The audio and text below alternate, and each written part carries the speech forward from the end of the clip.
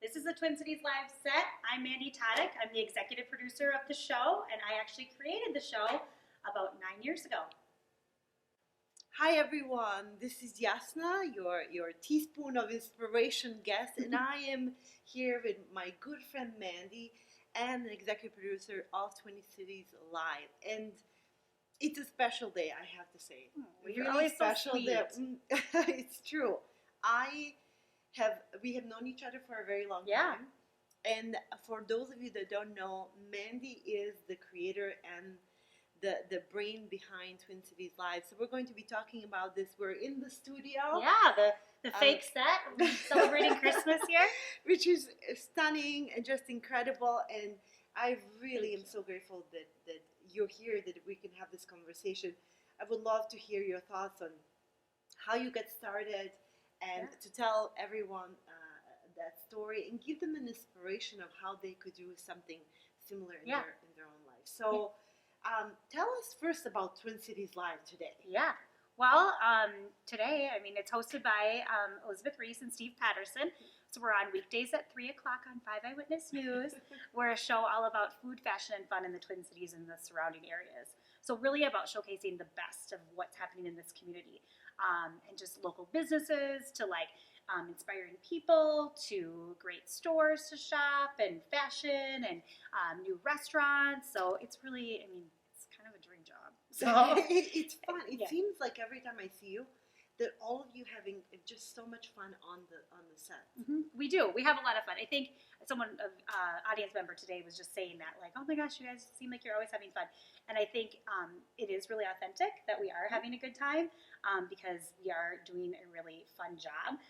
Well, I think the one thing with TV is that it can be really draining because, especially a daily show, because it doesn't stop. It's not like you completed this great project, yay. It's like, okay, and let's do it again tomorrow. So I think the team I have right now is the best I've ever had. And I think that's part of what makes it really fun because everybody's really good at their jobs and does really well and goes above and beyond. So then you can have space for creativity and fun and laughter and camaraderie because everybody's so on point with what their job is and really knows, and I don't have to constantly be like, are you getting your work done? Right. So, which can kind of take the fun out of things at times when you have to kind of monitor that. But it's taken a while to build that team, and I think we're at like a really good place with that. So. Oh, I love it. I think it really shows, and everyone who ever watches the show, I think it's meaningful and it's fun, and I know that it got me through my maternity leave both times. So it was really, really great.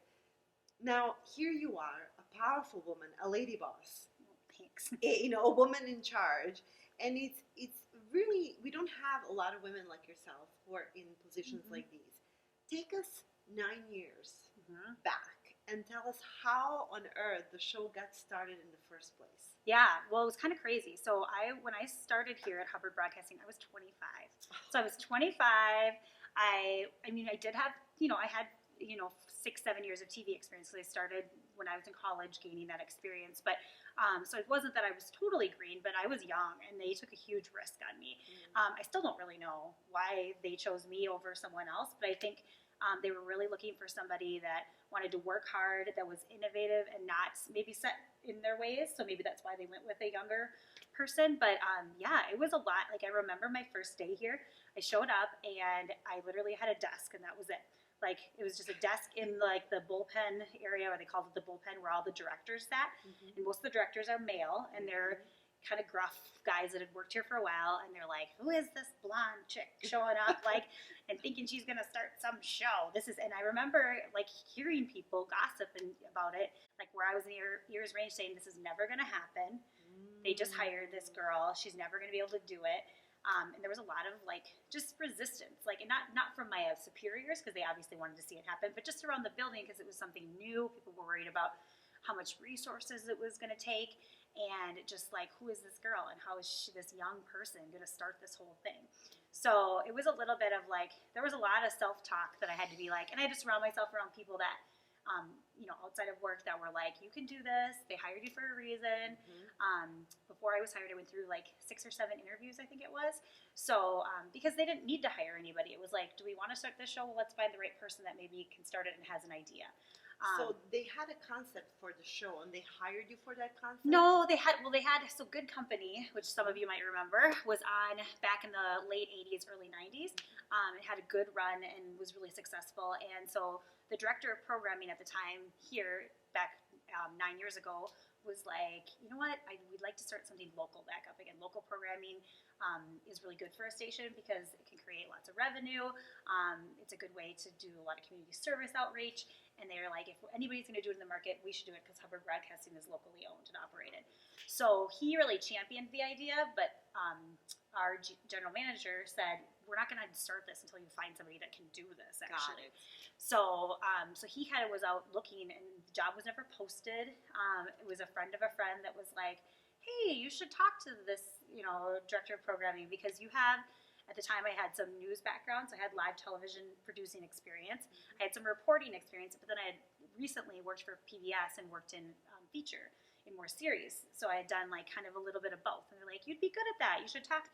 I'm like, okay, well, what's the job? They're like, well, we really don't know what the job is yet. We just know we need someone maybe to start some show. So I went in the first time and just kind of, informationally interviewed with this director of programming, and him and I hit it off, and he said, come back to me in a week with a plan. I don't know what that means, but a pitch. So I'm literally Googling, like, how do you pitch a show? Like, I don't know.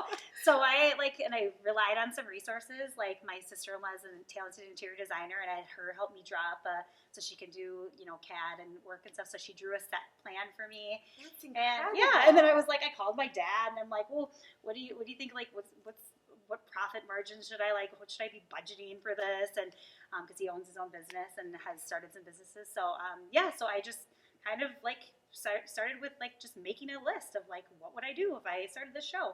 And I presented it to him, and then he said, let's go upstairs. I want you to go talk to our GM. And I was like, okay, fine, who's that? Well, our GM is Rob Hubbard, Hubbard Broadcasting, president of all of television. So I wasn't quite prepared for that, but I think going into it just blind was actually probably the best gift there, because I didn't overthink it. I just presented. I tried to just say, this is who I am, yeah. And he was like, why should I hire you? You have no management experience. And I'm like, well, I've been a leader my whole life, and I've grown up in a family business. I've had to, lead people in that way and work with people and get the best out of people. From the time I was in high school was, a cheerleading captain to a cheerleading coach to, You just sold yourself. Yeah, so I just was like, you know what? I've never been a formal manager, but I think that it's intrinsic versus like the title. I think that and then he, like I said, it was a couple more interviews went on, and then by that time I think I was like, if they hire me, they know what they're getting. And so I was like, but then when I got the call saying, okay, we want you to do this, I was like, oh crap, now I really got to do it. And then it was a good year where this is truly my first baby. I mean, I have 2 children who obviously they're way more important than anything I'll ever do here at Twin Cities Live, but at the time I had no children and wasn't married, and this was my first baby. It was a long road to get here. It was pretty important. Yeah. So I'm enjoying hearing these details. I've heard most of them, but it's like this is more colorful and with more details. It's so interesting. If you could go back and think about the things that the steps you took, or more internal decisions about taking a risk about something you really believed in, what advice would you give to someone about believing in themselves and really taking that first step that will take them to a set like this? Yeah, I mean, I think the voice that's always going to be the loudest is the voice of doubt. It's always going to be the loudest in your head, and I think that I wish I could tell my 25-year-old self that keep saying that they hired you for a reason. You can do this, and pump that voice louder, because I think I made some decisions early on that they weren't the right gut decisions, but I made them based on fear versus on like what I really knew. Fear of failing, I remember when we finally launched the show, I thought, okay, if I can just hold this job for 2 years before they fire me, it'll look good on a resume. I remember like that was my goal in mind. But that's so real. This is why I love you, is that you're so real. And this is what goes through many of our heads. Yeah. right? Even when I'm on the show here, I'm like, I hope they invite me again. Yeah, because you just want to do well, and you don't Good. want to. And I think part of that drives you, and I think part of it's good because you never want to be bigger than, you always want to stay humble and grounded. And I think that's another reason the show has stayed on the air, is that I've always kept the perspective of, we do this for the community. We are not like TV stars. I mean, even Steve and Elizabeth, are very genuine. But I think just like the knowing that voice of doubt is always going to be loudest, and that you have to try to kill that with like all the positivity surrounding you. I wish I would have surrounded myself early on with more mentors, like more people outside of the building. I think I made some good mentors here, but I think you're always, you could get really like insular, where you're just like feeling like, and like I said, there was a lot of negative energy in the beginning, like this show's never going to make it. And so I wish I would have like gone to more people outside, maybe outside of my industry too. Because interesting. I think sometimes too in our industry we get like very, like that's been one of the best things, is meeting people like you that work in different industries, or I'm involved in now we went to the same college, so our alum board, which is great because it's powerful women that can bring you down and just say like, this is not a big deal, like, or this is a big deal and you need to like fight for this, so I think they can give you a different perspective than when you're constantly just in your own little world. So it's quiet the doubt, speak more, kind of affirm yourself for more, affirmation, amplify the positive voice in your head, surround yourself with mentors, and maybe some outside of the industry. And I forgot the second one. What else? It was really important. I don't know. I don't remember now. Yeah, I think you covered it though. You got most of it. So. Okay, it was really important taking those steps. So when did you know that the show was going to be a success? As we're sitting here, it's one of the most watched shows in the area. Yeah, it does well. Extremely popular. So when did you know that you were really, really, really truly onto something? I don't know. I don't know if I still I think that's probably one of my I don't know, like good qualities, but also one of my something I need to be better at is honestly taking credit for it a little bit. Not for the show, but taking credit for like being like, it is a success, because I think I still am always looking to be like, we could be better. We could do this better. I think since I've had children, so I think in the last 3 years, I've realized that, and I think watching it on maternity leave at home and being like, and watching other comparison of national shows, that because that's mostly who we compete against is nationally, because there's really not another show like this. I'm like, this is a good show. Like, people should watch this. And I have girlfriends all the time that stay home and they're like, this is a really good show that you do. I think they thought it was just kind of like a cheesy, so I think maybe in the last 3 years, I've kind of been like, you know what, we do really good work. And I think affirmations from my superiors, but also from other people I've met across the country doing different shows like this. So I don't know. I think I don't know when I thought it was a success. I think, like I said, I was just hoping to make it 2 years. And now I'm like, it's been going on a decade. But I love this company that I work for. I love that I've created a team and a culture that's really positive. And we're still family focused, and I feel like I care about my people, and we're like one big family. So I think that's something that I'm most proud of, is that, like, being able to, that if I ever did anything else, that I know I could follow and create that culture again. So I want to go there, if you don't mind. How did you do that? What I have noticed in how you have handled having me on the show, and you've coached me, because God knows that this is very. It took a lot of work. She was an easy case, but yeah. But I've watched you with others who have come on the show, and other staff members. You're very nurturing and very uplifting and very positive. So, what is your end goal, and how do you actually create that culture? I think I've learned. I think being a mother has helped me. I think I always had that kind of motherly kind of. It's a lot of that. You build them up, and then you give them the critique, and you build them up, and then you give them some critique, and then you always try to be like, we're in this together. But I also hold people accountable, and I also tell people when they work with me or that I have really high standards, and that I'm going to be really hard on you because I want this to be great, and this is going to be great if we work this together. I think communication is really important. I'm a big in our world of email and social media and whatever, and working remotely, we still have a meeting every day at 4:15. I think that face-to-face accountability and communication of like, yeah, so you did good job on your segment, or but let's think about one thing that could be improved. So I think that really builds like that kind of trust of like, she's got me, and she's I've struggled with that in times where I think it could become too much of a democracy, where then people don't feel like they feel like, well, it failed, but everybody failed. No, you failed at your job, and you have to. So it's own it. So I think, like I said, I've really found the right kind of people, and I've learned about when hiring to be patient, because that's not my strong suit.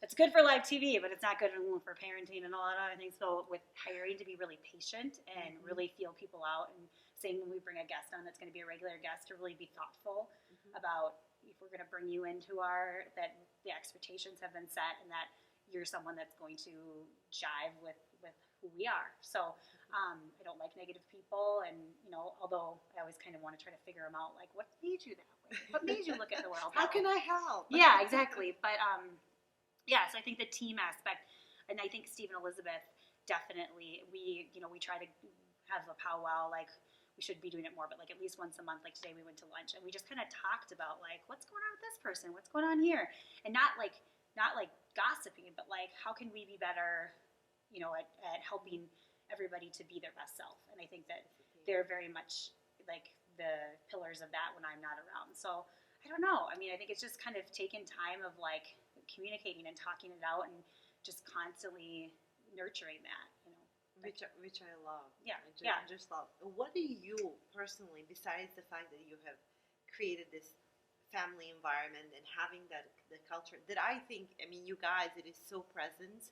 It is every time I come here, it's like from Mike to Christian, I saw Steve in the background, and Anna, who was the massage therapist, like, everyone. Because everyone took me in, and it feels like family, and it's so genuine. So that's like, I totally get why you should be proud about it. What are you most happy about when it comes to the show and how well it does? I grew up here, so growing up in this community and being able to do something that's really positive, that's like really a light. And people say like, I was going through a really hard time, I lost my job, but you guys were like a bright spot. Or I was on maternity leave and I was feeling really alone, and we watched you. So I mean, that's just like everything. I mean, just that people come up. I was out to eat last weekend with my aunt, and we were in like a dimly lit like bar area, and this waitress came up. She's like, "You're on Twin Cities Live." I was like, "No." I was like, "I'm not." And I'm like, she's like, "Yeah, you are." I was like, "Do you think I'm Elizabeth?" And she's like, which I was like, "I'll take that as a compliment." And she was like, No, you're the producer lady. I was like, "Oh my God." And like, so it was like just knowing that people like, she's like, "I love that show. I watch it. If I can't get it at 3, I watch it at 1 a.m. We re-air at 1 a.m. A lot of people watch at the time. So, yes, I think that's absolutely I'm most proud of. It's just that putting positivity out in the community, being part of something that makes people's day better, and as cheesy as that sounds, and then the stuff we can do for local businesses, whether they're a sponsor of the show or not, that we can lift them up too, and make people aware of these great local businesses, I think is just huge. I mean, I grew up, my family my parents are still supported by a local business. I mean, they're small business owners, and I'm super passionate about that you should shop local and know your neighbors. And we live in a large metropolitan area, but we have so many great things to offer that local businesses, and we have to shop those for those to stay alive. So, so I think I'm just so proud of like just where we've taken this show to be something that people feel like, oh my gosh, I want to be on that show. So it's incredible. Well, for me, it's an honor, and I love that. As everyone knows, like positivity is my middle name. It's like I love it, and I feel like we don't have. I stopped watching the news. I used to read Wall Street Journal and New York Times every day and watch the news in the morning. And then I stopped because I figured that I really didn't hear anything that uplifted me. It was issues and debates. I'm like, if something really important happens, someone will tell me about it. And then I just stopped. And it was this show that I found on maternity leave, really, that was like, oh my God, this is hilarious. And I think they bring such energy to the room. And I mean, I'm a former newsie, so I came from news, and that's where I thought, out of college, I was like, I want to be a reporter, or I want to work for CNN and be like an executive producer. And I think I got into it and I loved TV, but I couldn't handle the negativity either. And I think, and there's a time and a place, and it's an important resource. And I mean, I still watch a lot of news. I like news, and I can take what I want from it. But to do something like this every day is so much more in my wheelhouse than to have to report on things that aren't so positive. And it's a loyal job. I mean, we're sitting in the news studios right next door, and they're great. I mean, like I absolutely sometimes I'm in awe of what they can do. It's just it wasn't my and so to work in TV, to do fun TV, I mean, it's a dream. It's like Elizabeth and I always say, like, we're going to be here till they kick us out. So hopefully the show will go on for a few years. I don't know what's, it's doing well, and we continue to but we have to continue. I think the reason, like why I said why we stayed on the air is we've continued to look at it and evolve and not just rest on, we know how to do this show. We have to constantly always be like, how can we be better? What else are people doing? Because people have a lot of choices now of what they can sit down. They have Netflix. They didn't have that, 15 years ago when Good Company or 20 years ago was on. So it's a tough market to try to get those eyeballs to watch. It can be, but I think tell your friends. Yes, Twin Cities Live weekdays at 3 and 1 a.m. Replay at 1 a.m. So we'll put the link with the video and spread the message, because I think that you fill in the hole of something that no other media can, which is it feels like I'm friends with Elizabeth and Steve. That's how I felt. Like, these people are so cool and warm, and it felt like really just it felt comfortable. Like cheers, everyone knows your name kind of thing. And I think I've seen even after the show with the audience, they really are like that, which is kind of impressive. They are. People always ask me. The first question is when they find out I work here, they're like, so is Elizabeth really that nice? And I'm like, yes, she's one of my dearest friends, and she is exactly the same as she is on TV as she is in person. Is. So, and same with Steve. I mean, Elizabeth, I just say because she's been on the show for longer, and her and I have, obviously, our kids are the same age. We have a lot of things in common, but she is just, I mean, and that's the other gift, is that I'll never lose everything I've learned from here, but like the relationships. I mean, I have friends, that are family now at this point. So it's, I feel very blessed. Amazing. So you are also a mom, and mom of two adorable children, Thanks. Stella and Gus, and you are actually a brand new mom, let it be known. And this is a woman who is kicking butt at work every single day. How do you balance as a mother? A lot of the women that I work with are mothers, and they have a very entrepreneurial spirits. How do you balance both? I think I was thinking about this because I was like, I don't know if there's ever really truly a balance. I think that every week's different. Every week's like, some weeks it's more at home, and then I start to feel guilty, like, am I not paying enough attention to work? Some weeks it's more work, and then I feel guilty because I didn't put him to bed, 2 days in a row. So I don't know if there's ever really a balance. I think it's a constant conversation, and I think it's also that you as a mom are not the only parent. Whether or not your situation, even if you're not with the significant other, but I think too many of my friends feel that because they have that title mom, that they really should be doing it all, and all the time. And they're like, their husband is not, or, partner is not going to do it as well as they do it. And I think I've had to let go of a lot of that and be like, their time with dad is just as important as, their time, and their time too with their daycare provider or nanny or whoever you choose to that's really good for kids. Like, I didn't go to daycare, and I had a hard time in kindergarten. Like, my mom says she wishes she would have put me in something. My mom was a stay-at-home mom. So I don't know. So I think that's how you don't balance it, but you also, it's a village. And I know that's so cheesy, but it takes a village. And my daughter and my son's only 8 months, so he's not really seen. But my daughter, I can see, I can see in her, she's, almost 3. And I can already see in her that she'll put her purse on and grab something and be like, I have my laptop, I'm going to work, Mom. And it's like they see that, and they see every day that we get up and we go to work, and they see every day that and we talk about this is why we live in a nice house, or this is why we have cars to drive, or this. And when we go to the grocery store, we talk about this is why Mom has to go to work because I have to pay for food. So I think it's just you don't balance it all, and you're going to feel guilty, and that's okay. But you also have to find again. it's surrounding yourself with people that are going to support you, and letting your husband do some things, It's right? pretty important, Mm-hmm. really important. Let me transition a little bit into your personality. You're just a fascinating woman all around, but you are in your wheelhouse when running the show. Clearly, you're very entrepreneurial. You are very outgoing, very positive. Did you know always that this was where you wanted to be? How did you fall into this, media Yeah. business? No, so a good Diana Pierce, who used to be on Care 11, she rides horses in her spare time, or she did, and my parents own a Western store. So she would come into the saddle shop, and I was just fascinated by people on TV. I remember going to the fair and being like, oh my God, I want to work there. It looks so fun. So I always said I wanted to be on TV, and which a lot of people would say, and do. But I just kind of was like, how do I do that? So I started to talk to people that were in the field and be like, how did you get where you were? I would read bios of people online, like in college, and be like, what did they do? Where did they work? So I think modeling like people that I wanted to be. But I think for me, like the funny thing is that I never ever thought this ever. But what I did is I always listened to myself, and when something wasn't working, I didn't just go, oh, I'm just going to stick with it because I've said I wanted to be on TV.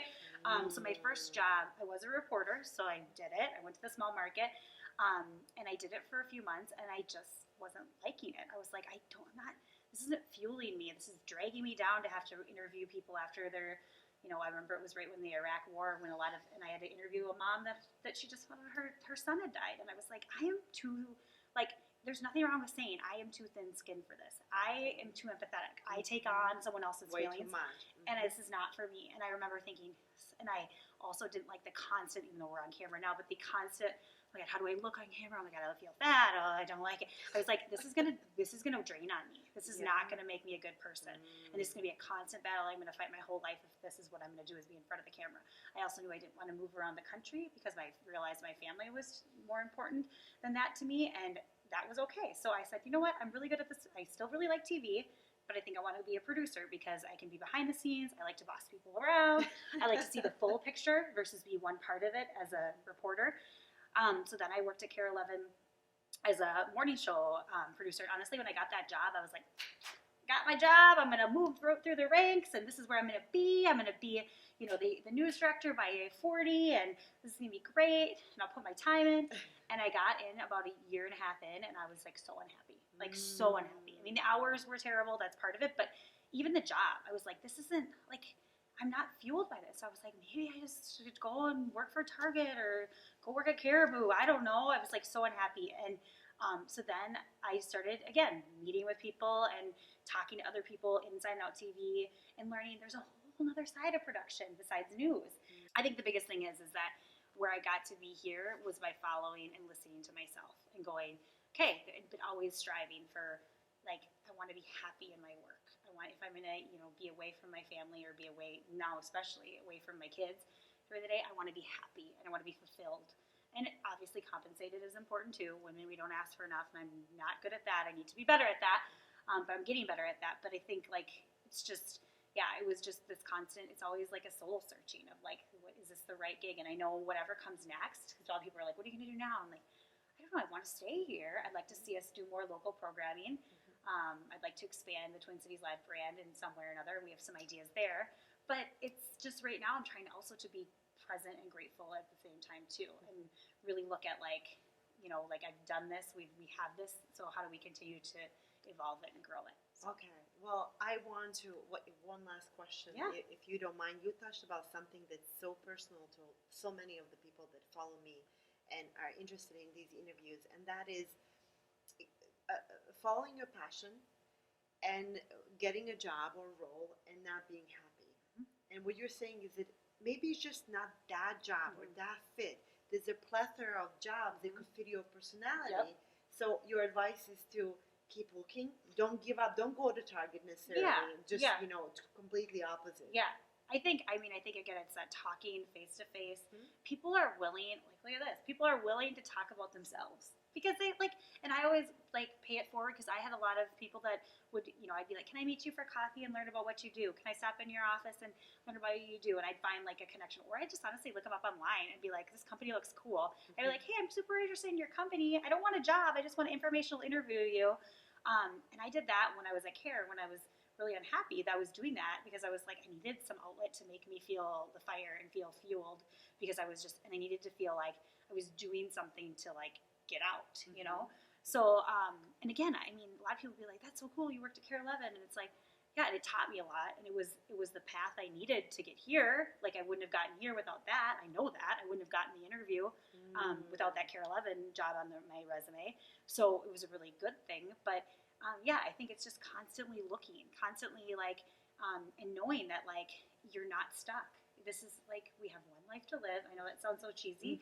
And so just make every day like matter. And if you're unhappy with your job, I mean, there's times when you're unhappy with your kids, when you're unhappy with your husband. There's going to be times. It's an ebb and flow. There's days where I am not like, oh my God, yay, we get to do another show. But I try to be like, look at other things to fuel that. And then if it becomes a real problem, I would start like, I got to do something about it. So don't sit in it. I love that. Just keep looking. And there's an interesting thing that you mentioned about, trying something and then feeling like, TPT is like, that's not as prestigious as something else. Like, no, give that up. Go where the heart is, because if you're happy, you're going to be at your best, which is tremendous. Absolutely. So anything else that you would like to add to the audience who's watching about being a woman, a powerful woman, going after your dreams? Anything that would be beneficial? Trying to think of anything. We were just talking, this is kind of probably in the not pot, but I just had a conversation with a coworker today about this, another woman, and she was in a meeting and her superior referred to her as a girl, and she was very taken aback by that and upset. And I was like, but she didn't want to say anything and she didn't know how to approach it. And she was just like, I know I'm just probably being over dramatic.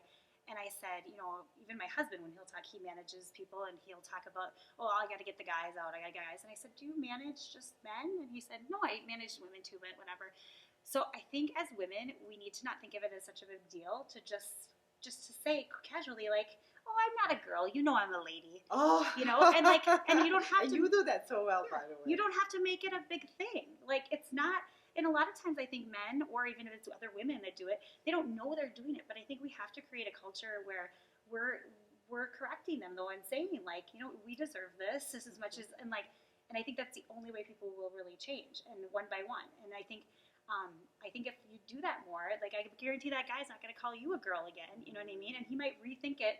You don't have to, like, take it to HR or make it this big deal or sit down and have a, like, one-on-one. You can just do it when you're walking out and be like, hey, I know you didn't mean it when you called me a girl in there, because I'm a lady, 35 years old, I got 2 kids, I'm not a girl anymore, Just so you know. Yeah, so I think, I don't know, I just would, for women, and I think we just need to be calling men out more, and in a way that we can be, we're co-workers. I'm sure I say things that are offensive to men or offensive to my, at times, and I would much rather someone just said, hey, Mandy, don't say that again. And I'd be like, oh, God, I know. So we get too casual with people, but at the same time, then we aren't telling. I don't know. I would really like to see more women, especially women in power, take on more of an approach that we're all in the same team, and it doesn't have to be this big, like, we have to lean in. And I love Cheryl Sandberg, lean in, but I mean, like, we can just casually stand up for ourselves and work with our communication skills more. So more aligned with Minnesota nice. Yes, I love it. But just not passive aggressive. Not still say, I don't want you to call me a girl anymore. In a very nice way. Yeah, And that's very useful. There you have it, folks. Mandy, this has been just, to me, such an honor. You're so sweet. And so meaningful on so many different levels. I adore you as a human being, and watching you behind the scenes, what you have done with me as a guest and everyone else. I think it's beautiful to watch someone who is very, very good at their craft, and you are. And I can't thank you enough. For all of you, you can watch Twin Cities Live at 3 p.m. Central every single day, Monday through Friday. Yep. with replays at 1 a.m. 1 a.m. Yep. If you're up And and having some insomnia. And you can catch some of the archives of the old shows at TwinCitiesLive.com. Mhm. And Steve and Elizabeth are just absolutely lovely show. Is full of fun and happy things that I'm pretty sure that you will get as much out of it as I do. Thank you so much for watching, and Mandy, thank you so Yes. much. Thank you.